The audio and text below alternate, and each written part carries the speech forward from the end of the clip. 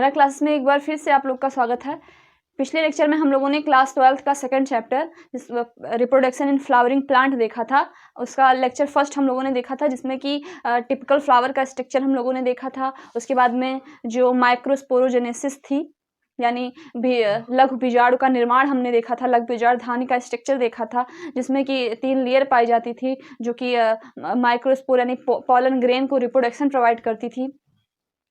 और हम लोगों ने टिपिकल फ्लावर के बारे में देखा था। हम लोगों ने देखा कि टिपिकल फ्लावर के कितने पार्ट होते हैं, तो 4 पार्ट हुआ करते थे, जो कि एंड्रोसियम, गाइनोसियम, कैलिक्स और कोरोला थे, जिसमें में से 2 वेजिटेटिव पार्ट होते हैं, 2 रिप्रोडक्टिव पार्ट होते हैं, जो कि प्लांट के लिए एसेंशियल होते हैं। तो जिसमें में से रिप्रोडक्टिव पार्ट हमारा एंड्रोसियम और गाइनोसियम था। उसके बाद में जो वेजिटेटिव पार्ट था वो आपका कैलिक्स और कोरोला थे। तो आज हम लोग देखेंगे, सबसे पहले हम लोगों ने कल माइक्रोस्पोर जेनेसिस तक देखा था, माइक्रोस्पोर के फॉर्मेशन तक देखा था। आज हम लोग देखेंगे माइक्रोस्पोर का फॉर्मेशन कैसे होता है, जो माइक्रोस्पोर सैक होता है। माइक्रोस्पोर तक हम लोगों ने स्पोर सैक तक देखा था। माइक्रोस्पोर सैक में माइक्रोस्पोर का फॉर्मेशन कैसे होता है, तो माइक्रोस्पोर का जो फॉर्मेशन होता है वो माइक्रोस्पोर मदर सेल से होता है। सबसे पहले जब माइक्रोस्पोर मदर सेल न्यूट्रिशन लेती हैं टैपेटम लेयर से, उसके बाद में ये जो स्पोर सेल होती हैं वो मदर सेल में बदलती हैं न्यूट्रिशन लेने के बाद। उसके बाद में इसमें डिवीज़न होता है, ठीक है, माइटोटिक डिवीज़न होता है, जो ये 4 स्पोर टेट्राड्स में डिवाइड हो जाती हैं। तो एक सेल से, एक माइक्रोस्पोर मदर सेल से 4 स्पोर बनेंगे, एक सेल बनेगी जिसमें 4 स्पोर। ये सेल कुछ ऐसी होती है, तो इसमें होते हैं 4 सेल इसमें होती हैं, एक ये और एक पीछे, तो 4। तो इसीलिए इसको स्पोर टेट्रास बोलते हैं, टेट्रास यानी 4। फिर स्पोर टेट्रास का फॉर्मेशन होगा। इसके बाद में ये लेयर रैप्चर्ड होगी। उसके बाद में ये जो एक स्पोर होगा वो बाहर आएगा, उसके ऊपर एक लेयर होगी। आउटर लेयर को हम लोग एक्साइन बोलेंगे, इनर लेयर को इंटाइन बोलेंगे। और इसमें 3 जर्म पोर पाए जाते हैं। ये जर्म पोर होता है।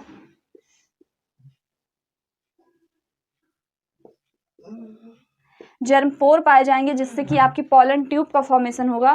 पॉलन इसी जर्म पोर से जो आपका वाटर होगा वो एब्जॉर्ब करेगी। ये जो माइक्रोस्पोर होगा वो वाटर या न्यूट्रिएंट जो कुछ भी है वो एब्जॉर्ब करेगा।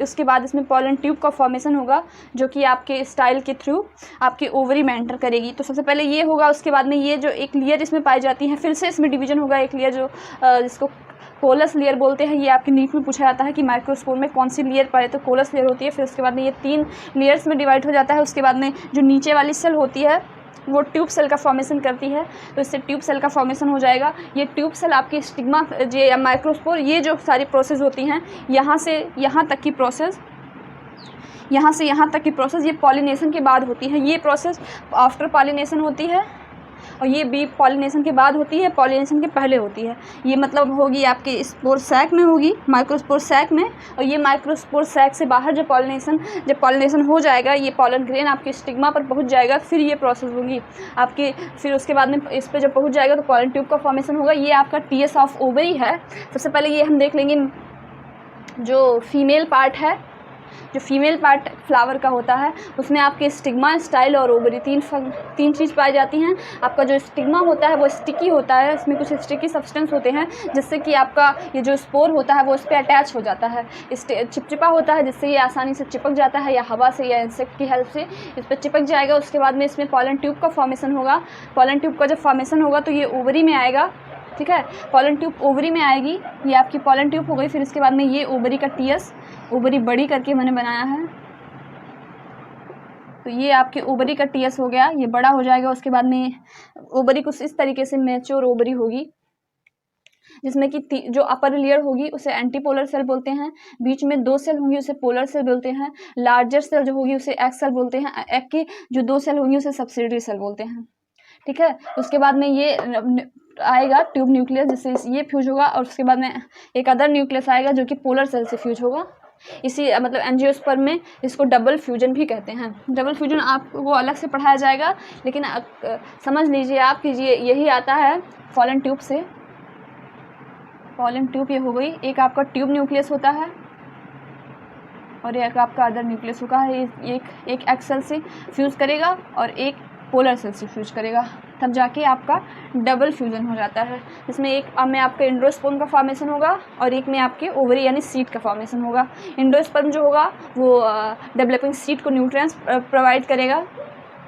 तो अब हम लोग आएंगे कि आपके ओवरी का फॉर्मेशन कैसे होता है। ये हम लोगों ने देखा, ओवरी का टीएस हम लोगों ने देख लिया। इसके बाद माइक्रोस्पोरोजेनेसिस देख ली कि माइक्रोस्पोर का फॉर्मेशन कैसे होता है। तो माइक्रोस्पोर का फॉर्मेशन हम लोगों ने जो विभिन्न माइक्रोस्पोर सैक है वो भी हम लोगों ने देखा। उसके बाद में जब माइक्रोस्पोर सैक से पॉलन माइक्रोस्पोर या पॉलन ग्रेन हवा में रिलीज़ हो जाते हैं, बाहर रिलीज़ हो जाते हैं, उसके बाद में अगर वो स्टिग्मा तक पहुंच पाए तो फिर उसके बाद में उनमें जर्म पोर होता है जिसके थ्रू वो न्यूट्रिएंट्स एब्जॉर्ब करेंगे स्टिग्मा से। स्टिग्मा में न्यूट्रिएंट्स होते हैं और फिर कुछ मात्रा में ह्यूमिडिटी भी होती है, नमी भी होती है, वो नमी को एब्जॉर्ब करेंगे जिससे इसमें पॉलन ट्यूब का फॉर्मेशन होगा। ये एक्साइन लेयर जो उनकी होती है वो काफ़ी टफ होती है, वो ऐसे नहीं रप्चर्ड होती है, ये काफ़ी टफ होगी, इसीलिए इसमें जर्म पोर पाए जाते हैं। उसके बाद में ये इसी से अपना न्यूट्रिएंट्स एब्जॉर्ब करेगा। उसके बाद में पॉलन ट्यूब का फॉर्मेशन होगा। उसके बाद में ट्यूब इस स्टाइल के थ्रू ओवरी तक जाएगी। उसके बाद में फर्टिलाइजेशन होगा और आपके सीड का फॉर्मेशन होगा।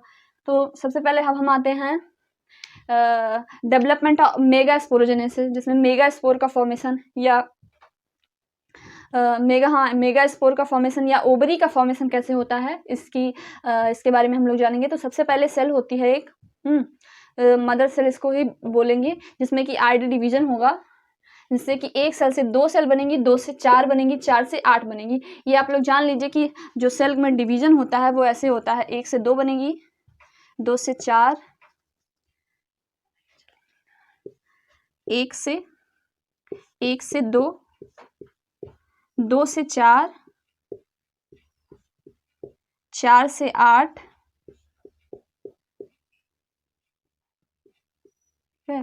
8 से 16, 16 से 32, 32 से 64, 64 से 108, ऐसे करके आपका डिवीजन होता है सेल्स में।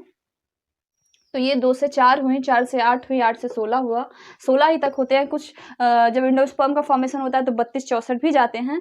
तो सबसे पहले ये 8 जब 8 सेल का फॉर्मेशन हो जाता है फिर इनका अरेंजमेंट स्टार्ट होता है। तो सबसे पहले जो चलेजल इंड होता है, ये ध्यान रखिएगा, ये जो आपका इंड होता है इसको माइक्रोपोलर इंड बोलते हैं।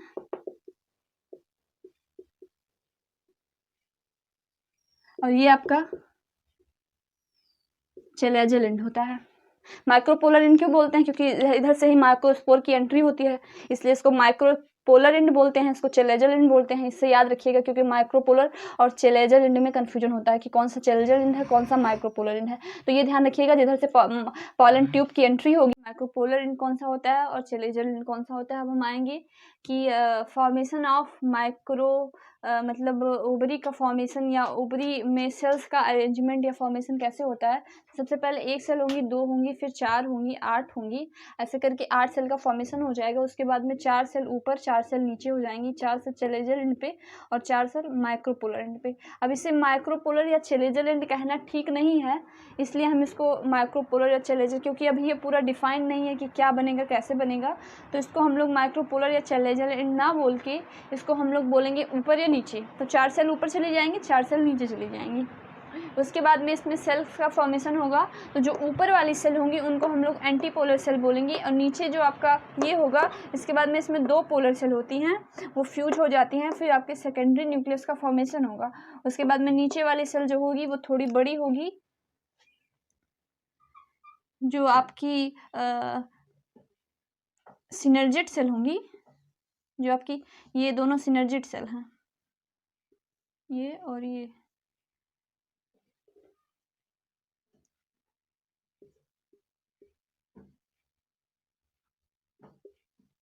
ये जो आपकी 2 सिनर्जिड सेल होती हैं, ये सहायक सेल होती हैं, ये इसको हेल्प करती हैं इसके डेवलपमेंट में एक्सेल की। ये आपकी लार्जर एक्सेल होती है, फिर इसी से आपका पॉलन ट्यूब फ्यूज करता है, और उसके बाद में आपके सीड का फॉर्मेशन होता है। उसके बाद में जब सेकेंडरी न्यूक्लियस से फ्यूज करता है तो उसमें एंडोस्पर्म का फॉर्मेशन होता है। एंडोस्पर्म के फॉर्मेशन होने के बाद में एंडोस्पर्म जो होता है वो आपकी डेवलपिंग सीड को न्यूट्रिएंट प्रोवाइड करता है। जैसे आपका जो कोकोनट होता है, उसमें जो आपका लिक्विड होता है, तो उसमें जो लिक्विड जैसे पानी जिसको हम लोग पीते हैं, तो उसमें आपका फ्री न्यूक्लियर होता है, वो एक टाइप का एंडोस्पर्म ही होता है, जो कि आपके उस कोकोनट के डेवलपिंग सीड होता है उसको न्यूट्रिएंट प्रोवाइड करता है। तो जो कोकोनट हुआ उसका जो लिक्विड जिसको हम लोग पीते हैं वो एक टाइप का एंडोस्पर्म ही होता है। ऐसे सारे प्लांट्स में किसी में ज़्यादा एंडोस्पर्म होता है, किसी में कम होता है। जिस हिसाब से एंडोस्पर्म होगा उस हिसाब से उसमें सीड का फॉर्मेशन होगा। तो आज हम लोगों ने ये देखा। इसके बाद में हम लोग देखेंगे जो इस चैप्टर का नेक्स्ट टॉपिक होगा, जिसको डबल फर्टिलाइजेशन हम लोग बोलते हैं। तो सबसे आज हम लोग इसको देखने के बाद में डबल फर्टिलाइजेशन को